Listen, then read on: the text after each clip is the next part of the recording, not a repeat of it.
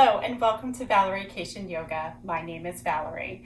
Today we will be talking about creating accessible spaces for our students to practice so that each and every student that shows up to your class is able to practice in a way that fits their needs.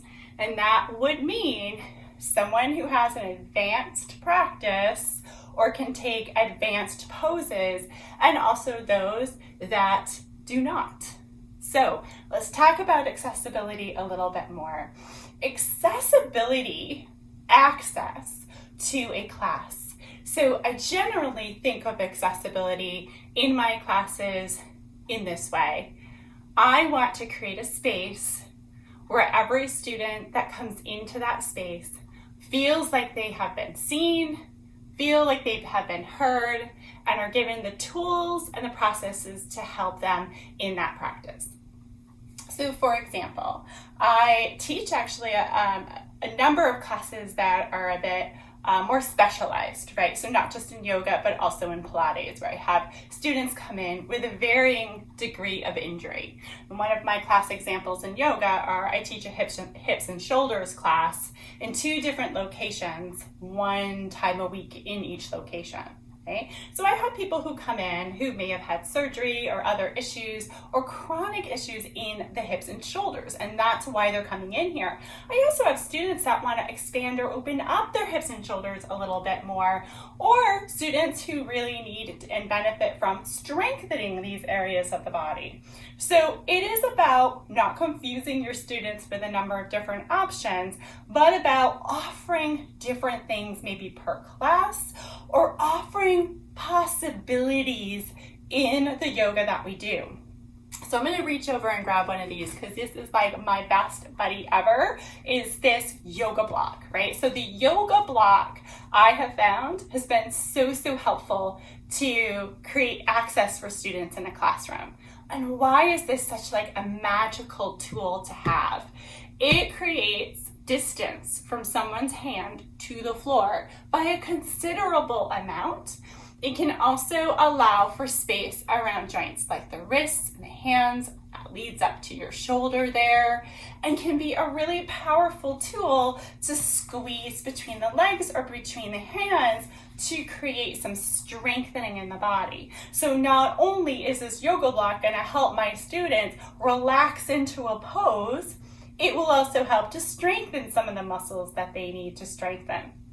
I usually like to know when I speak to my students what they're looking to get out of a class, and that really does help to bridge the access gap, right? Because it's not always obvious. If someone has a hairline fracture in their foot, it's not necessarily obvious to me when they walk in the door that they have a fracture on their foot, right? So having a conversation with a student about their needs just offers possibilities to fit those needs. Now, sometimes I offer hips and shoulders and I only have a couple of students that come in, and that way I can really open up the platform and say, hey, what do you need? Let's talk about your specific needs and yours, and let's put that together in this class.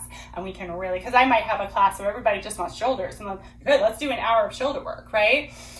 And side body and all the other great stuff that connects.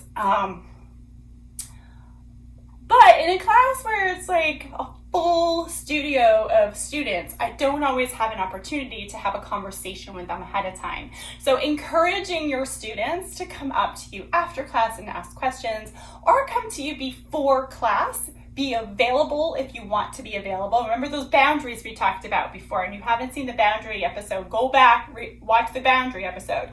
If you arriving super early and answering student questions before the class does not meet you in your boundary realm, then this might be not the time to do that, right? But if you do want to have those conversations, it does always help to know from your students what they need and how you might be able to support them in that. And that also means that you don't have to give the entire class like 500 options for positions of the hands when you're in tabletop kind of thing, because there's a lot of possibility. Also, taking some courses, taking some training in anatomy, taking some courses and training in biomechanics and kinesiology, taking ball rolling classes, right? Massage classes to get to know how these things go together and what relaxes the body. And always, I've talked to students about yoga asana, right? When we talk about accessibility, access in the physical poses oftentimes is what we think about when we think of accessibility, right? Like sometimes we think about like, okay, we want to make sure that my space has a chair if they need a chair or anything like that. Props, like I just mentioned with the block, that's a piece of it. But having access to relax in the body, to have a safe space to release and feel okay being in, can also be a really important piece of accessibility in a classroom. So, for example, if you have a student that comes in and they're not feeling safe about the situation and the room that they're in, they may not feel like they can relax or release in that space, and that suddenly does not give them access into their body and into their breath.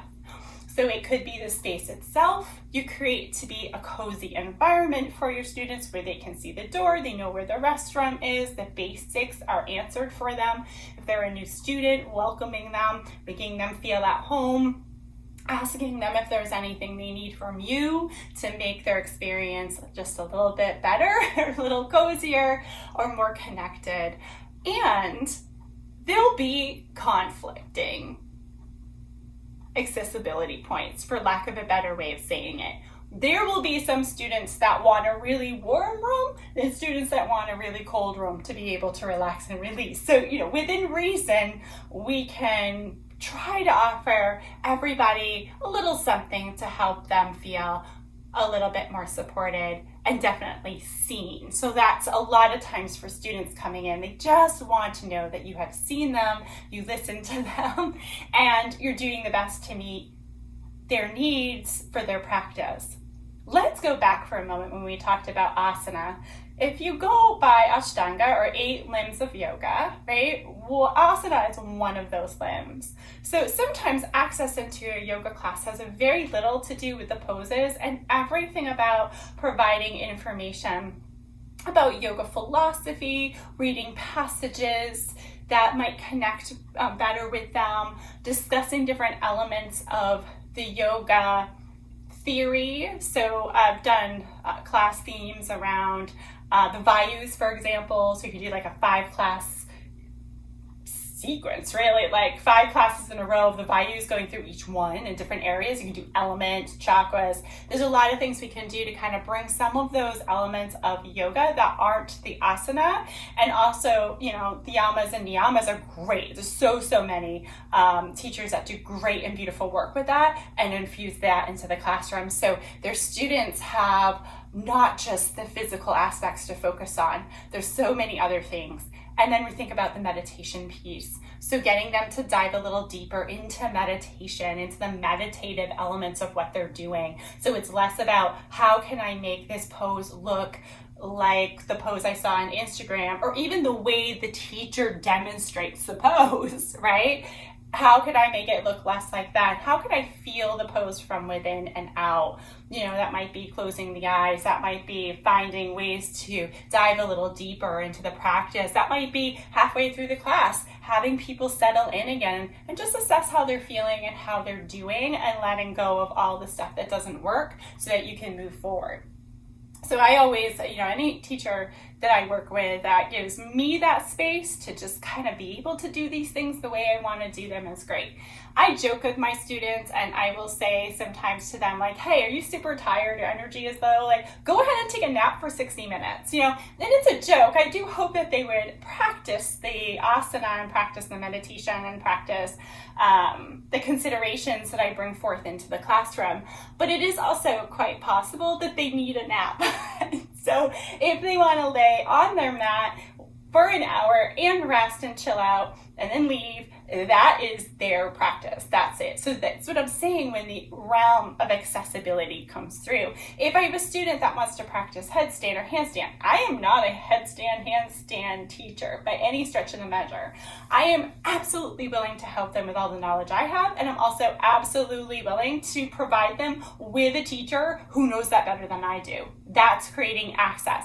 That student isn't just going to go to that teacher. Remember, you you're the one who gave them the information that helped them out. So you as the teacher, they're going to be coming back to when they have a question, or they just keep coming back to your class and they take this other class, right? I work at one studio and there are, I think, 45 to 50 classes a week on the schedule. They vary, different teaching styles, lots of different teachers. Actually, it might even be more than 40 or 50 now that I think about it, but there are so many different teachers, so many different teaching styles, and something for everybody. So I want to provide as much information as possible to those who are looking for something that might fit their needs the best. So I might be taking classes with other teachers to say, so I can actually let my students know how certain people can support their needs. I do want to know which teachers know what, because I can't know everything, and what might help my students. So that's another way to be accessible, is creating that team of teachers that you work with. Maybe you trade classes off or anything like that. I've seen that. That's a great way of doing it. Or just creating that access into the studio. I hope this is helpful. Accessibility in yoga, there are entire podcasts on this. So as I'm saying, this is just a tiny little drop. But if you haven't really thought about accessibility, although it's such a buzzword now everywhere, trying to get students to come in and practice that may never have thought that yoga was for them. But this, I hope, just kind of started to put just a couple of seeds for thought in your mind. And you certainly, just like anything else, you don't have to jump to something right away and do it. You might just kind of let it stir. Maybe you practice for a little bit and see what comes out of it. Well, I hope you like this very long and rambling video, but thank you so much for tuning in. I am Valerie with Valeriecation Yoga. Thank you.